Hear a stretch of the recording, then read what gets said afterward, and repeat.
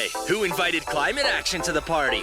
We did! Hey, I'm Shannon Burns. And I'm Sarah Christie. Together, we host the Earth Day Party Podcast, where the guest list is full of climate experts sharing their advice on how we can protect our planet. Everything from avoiding microplastics to sustainable fashion to getting a prescription to spend time in nature. Plus, we hear from David Suzuki. This is a party where everyone is invited. The Earth Day Party Podcast on the iHeartRadio app or wherever you listen to your favorite podcasts. This Week in Gaming. Hello folks, I'm Naomi Kyle and welcome back to This Week in Gaming. This week we're catching up on an Elder Scrolls Remaster, PlayStation price hikes, and updates for Mario Kart World and the Nintendo Switch 2. We've got all of this week's gaming news, let's hop right in. Bethesda's The Elder Scrolls is among the most legendary series in video games, spawning games like Skyrim and Oblivion, both of which are responsible in their own right for shaping the modern-day video game landscape. And now, after years of speculation and a recent leak, it's official. The Elder Scrolls 4 Oblivion Remastered is out right now. In a surprise move, Bethesda dropped the remaster this week following a live stream packed with gameplay footage. The remaster, developed by Virtuos in collaboration with Bethesda, gives the 2006 classic a major visual overhaul using Unreal Engine for graphics and audio improvements. As for gameplay, one of the biggest changes is a completely overhauled leveling system that blends elements of both Oblivion and Skyrim, a great update for those who found the original system a bit grindy.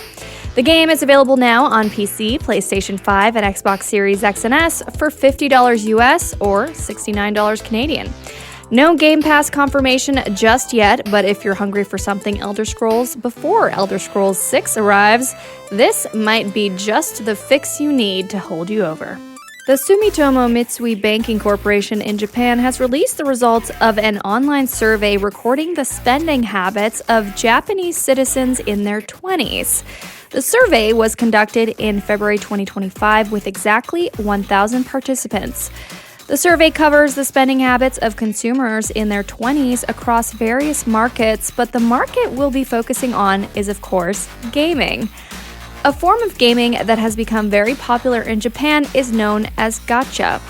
These types of games feature a mechanic identical to loot boxes, where players are encouraged to spend real money for a chance to earn rare skins or loot. In the survey, participants were asked if they agreed or disagreed with statements pertaining to games that use these mechanics.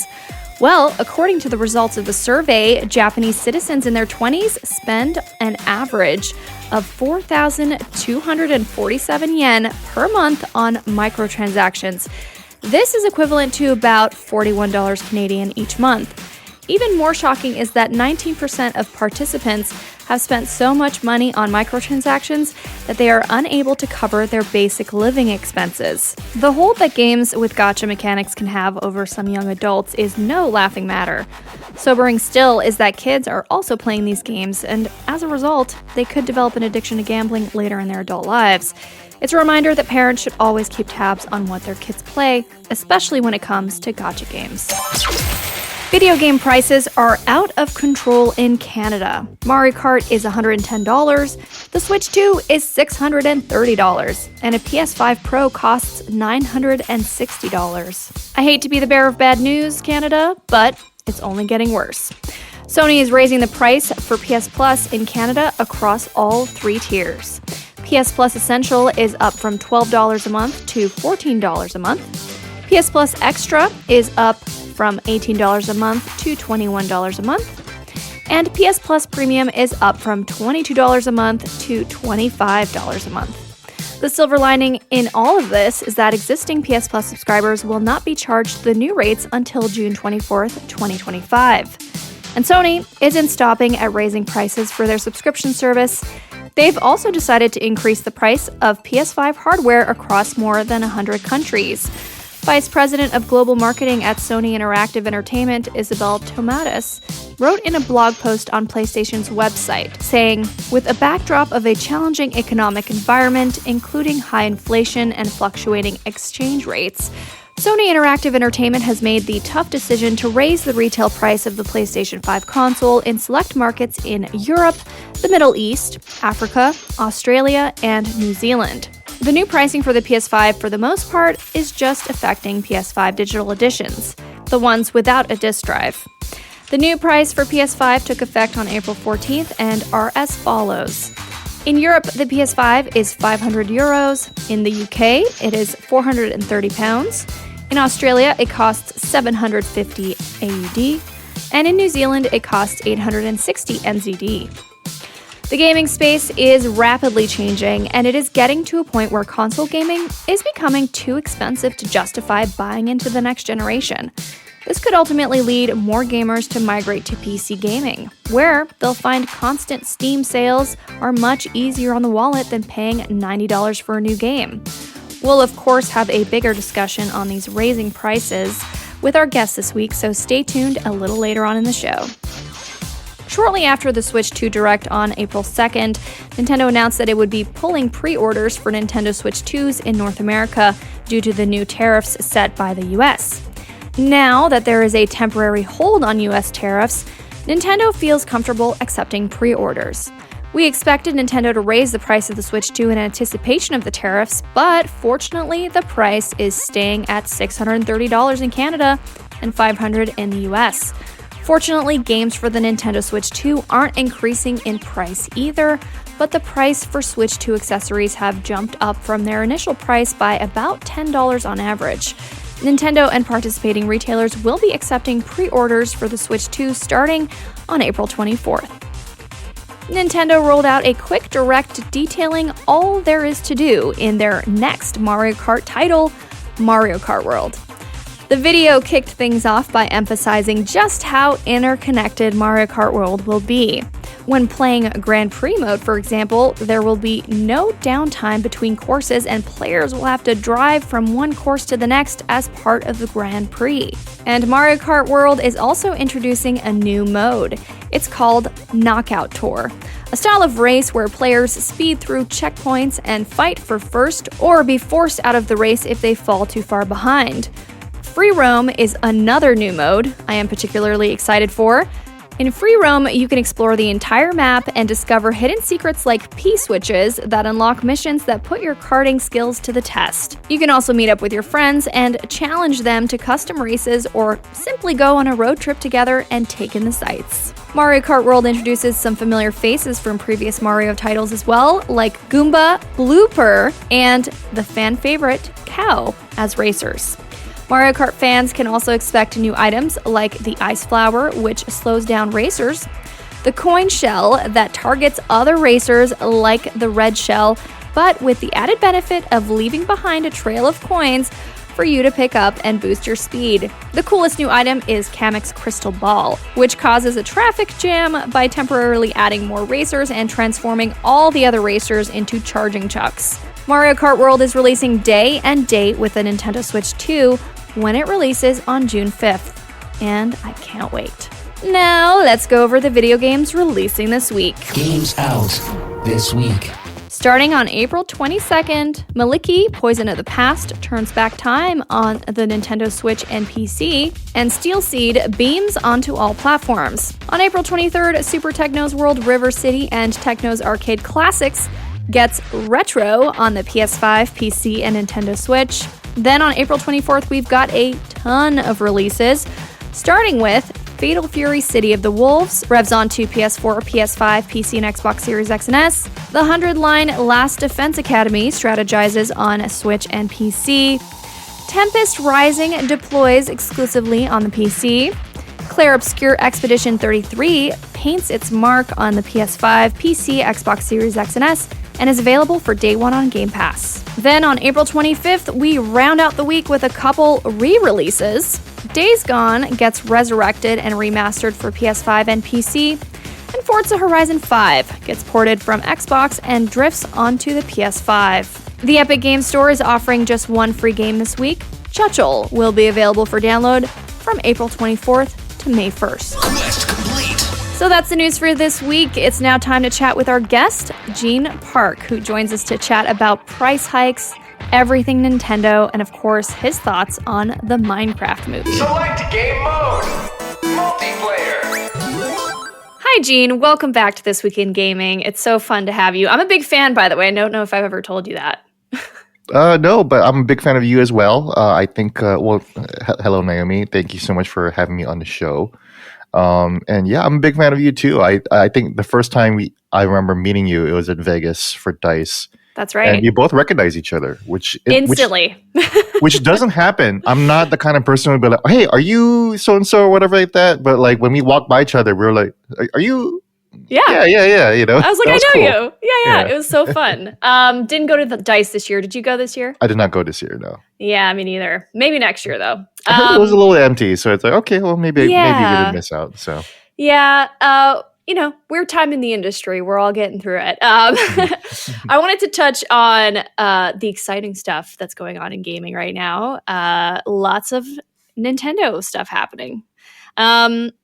First of all, having you on the show, very excited because you're somebody who loves Nintendo and you're a fan. So I want to know your take. Are you happy with this rollout? Everything that we've seen with the new console, the Switch 2, all the games they announced, like give us the ratings, the Gene Park rating. Sure. The rollout was surreal for me because I was actually in New York for the That's right. the I saw preview that. events. Yeah, and New York was kind of like the epicenter for all this activity. You know, the hardware developers that they rolled out to showcase the hardware were there in New York, as well as Doug Bowser, and of course all of the hands-on presentations. And while I was there, that's when all the breaking news about all the tariff stuff started to break out. So it's like, wow, Yeah. it's like we're at the calm epicenter of the storm, and the storm is just gathering around outside of us. So, I guess as a fan of Nintendo and as a co-host of Punching Up, a Nintendo podcast, it's very exciting times, and I'm very excited to have a new Switch. This is something I've been waiting for. I think a lot of fans have been waiting for a very, very long time. Definitely the pricing stuff does kind of blunt the excitement a little bit, but for me, I've always kind of expected something like this, and I guess it's no surprise that like an industry leader like Nintendo is just kind of like jumping forward and making that move too. Mm-hmm. A lot of games announced though, like over 50 games announced for the platform, not at launch, but around the launch year. So that's quite a lot. It really showcases how much support Nintendo is getting, such as from EA Sports. We know Xbox is very excited to hop in there too as well. So really exciting time. This is probably going to be a different era, a unique era for Nintendo for sure. Definitely. Just everything, like you said, happening around it and in it. But it is an exciting time still to be a Nintendo fan. And we did get a deep dive into a Mario Kart World. Mm-hmm. Whole other direction for the Mario Kart franchise. What are your thoughts on it? Yeah, I played Mario Kart World, and I walked away very, very impressed. Right, I've called it the lands between of Mario Kart. This world. Yeah, I don't think people really understand the scale of this world, and I think the Mario Kart World Direct did kind of showcase that. They showed the full map, and all the even the past courses being integrated into the world and everything like that. I did kind of walk away a little disappointed that it was a little light on features and like new details. Like, oh my god, there's a time trial mode, like, yeah yeah, we figured that, but that we definitely would want to, I think there's a question of like what else is there to do in the world besides like find cool costumes. Mm-hmm. That's definitely cool. I think for me the biggest disappointment about Mario Kart World is that the cow is not called Moo. I know. What a missed opportunity. I know. What are we doing here? Yeah, that's what I was seeing a lot of people talk about. Yeah, the game doesn't call it Cow Meadows. They call it Moo Meadows, That's right. So why isn't this beautiful woman just called Moo? I don't know. Yeah, why didn't they do that? I feel like that was a total missed opportunity. Yeah. But I definitely feel everyone's anxiety over. I feel like this wasn't really that exciting, and yeah. Me too. I was really hoping that I was gonna be like, just wait for the direct. They're gonna have all this information, because we didn't really get all the information when we were playing the game. When we were playing when the stations were there, they were locked. Those Switch 2s were locked into the Mario Kart World experience that they were designed for. I couldn't even back out into the home screen. I would just have to be like, oh, this is Knockout Tour, and this is where we're going to play Knockout Tour. This is Grand Prix. This is where we're going to play Grand Prix. So there was really little room for experimentation on what else this game could offer. So really hoping the Direct could have shown more, and it didn't show that much more. So so I guess just set your expectations at a baseline, I would say. But speaking of that game and some of the other ones that they announced, we know that Nintendo's $80 price tag has been a big topic of discussion. $110 for Canadians, which is a lot. $100 for a game is just a lot, period. Are these the new norm for AAA games, I wonder? And what is your personal stance on it? My personal stance is, anything good for the consumer is good, it's rough to see price increases, and I think part of the shock and outrage against Nintendo doing it is because Nintendo, it was EA that really kind of dove into the $70 the first time in the last 4 years, right? And everyone's like, oh, well, EA would do that, right? Or Activision would be like, oh yeah, Activision or Ubisoft would charge like $70 for a certain game or whatever like that.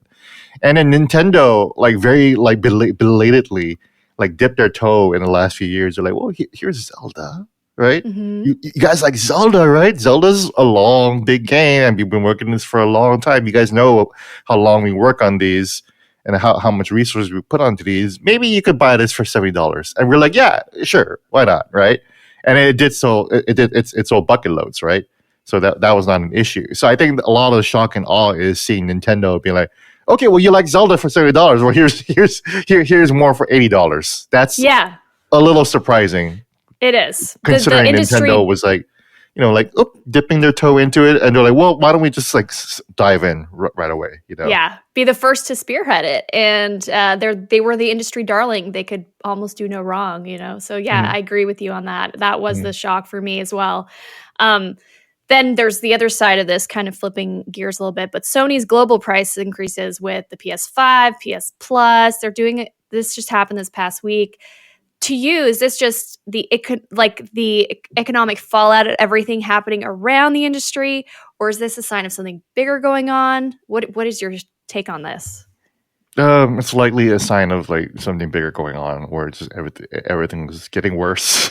Yeah, everything is getting more expensive, and not offering that much more. And we're not getting paid that much more. Right. In general. So it definitely seems like it's a little concerning. That video games have grown to become such a dominant industry that it is everywhere, and I do think. Free-to-play games and mobile games have really expanded the market a lot, and have kind of like lowered. We don't talk a lot about mobile on this show, actually, but it is the biggest market of games right now. Like compared to everything compared to consoles, PC, like mobile's where it's at. Yeah. It lowered the barrier eventually for a lot of people, including families, and of course the iPad generation and everything like that. I just watched the Minecraft movie, so I saw the iPad generation in full effect in that crowd too. But it does seem like that we're kind of starting to create like a more luxurious market slice of the market, maybe which is a little tough. But also maybe it might just go with the weight of iPhone. 15 years ago, Steve Jobs was up on a stage saying the iPhone is going to be $199, and we all lost our minds, and we're like, wow, that's a great deal. We're all going to buy an iPhone, and then now they're easily over $1,000 at least for the smallest edition. So it really does. Unfortunately, it does seem like the video games industry is taking a lot of cues from the tech industry, two very different industries. And I wish they wouldn't. I wish they wouldn't learn from the tech industry, but it seems like that's what they're going to. We'll see how this all shakes out. I think there's still a lot to be excited for in the game space. I think it's an ever-growing industry. I think it's still a really big industry. You saw the Minecraft movie. What are your quick thoughts on that? Did you like it? It's a bad movie, but it is fun. Fun for kids. I think the songs are awful, but they stick in your head for a long, long time. So That's true. So you have to give it credit for that. And I did enjoy Jason Momoa's character, Me Gary too. Garrison. Me You liked him, right? Yeah, I thought it was like he was endearing by the end of it. By the end of it, I was like, oh, I understand why he was the way he was. He was very cute, and if you watch Napoleon Dynamite, iconic movie, there was a character there called Uncle Rico who couldn't get over his past as a high school star athlete. Yeah. And Gary Garrison, Jason Momoa's character, 1989 Game Winner of the Year, That's right. really reminded me as a kind of like an alternate timeline Uncle Rico, Oh, So yeah. I started to kind of appreciate this movie as kind of that, just like a zany side quest of like this character archetype, Yeah. Knowing where it came from, same director. Yeah, and the kids were delightful, and I think the jokes were just like like I watched it twice. I watched it twice, and the first time I was definitely checking my watch to see like how long it's been. Yeah, and then I would have fun, like something fun would happen. I was like, oh, that's cool. Yeah. The second time I watched it for assignment because I needed to cover the whole chicken jockey viral moment. Mm-hmm. So I wanted to see. I live in Washington D.C., so I wanted to see whether D.C., this prim and proper place full of decorum, would also engage in chicken jockey mayhem. And sure enough, they did. There were a lot of kids there, and they started throwing food and did a handstand, and kids were eating food off the floor. It was disgusting. Oh my gosh. Yeah. I hadn't heard that. Yeah, it was like watching humans just completely become degenerates. It was crazy. Turn into chickens but almost. This time, the second viewing, I was kind of tired, so I actually fell asleep throughout the whole thing. Oh my gosh. And I was like, well, I'll wake up for chicken jockey. And sure enough, like I was ready for that. So. That's perfect. Well, on that note, I got to say, it's so great to have you on the show. And you just, I love everything you have to say about the industry. If anyone, has social media, you guys should follow Gene. He's so great. But thanks for coming on the show. It's so wonderful to have you, and I hope you have a great holiday weekend. Likewise to you too. Thanks so much for having me. Yeah. Thanks, Gene. Have a good one. You too. Gene Park is a reporter for the Washington Post and co-host of Nintendo podcast Punching Up. You can follow him on Twitter @Gene Park. Finish it. And that's This Week in Gaming, folks. I'm your host, Naomi Kyle, and I had a blast bringing you the news this week. Thank you so much for listening. Shout out to my co-writer, Josh Seaman. And don't forget to let me know what you're playing and what you think of these stories by tagging me @Naomi Kyle on social. From all of us here at This Week in Gaming, we wish you a fun-filled week. And we'll see you again, same time, same place. Talk to you later. This Week in Gaming is an iHeartRadio Canada podcast. Subscribe to this podcast on iHeartRadio or wherever you get your podcasts. Download the iHeartRadio app for more podcasts just like these. Hey, who invited climate action to the party? We did. Hey, I'm Shannon Burns. And I'm Sarah Christie. Together, we host the Earth Day Party podcast, Where the guest list is full of climate experts sharing their advice on how we can protect our planet. everything from avoiding microplastics to sustainable fashion to getting a prescription to spend time in nature. Plus, we hear from David Suzuki. This is a party where everyone is invited. The Earth Day Party Podcast on the iHeartRadio app or wherever you listen to your favorite podcasts.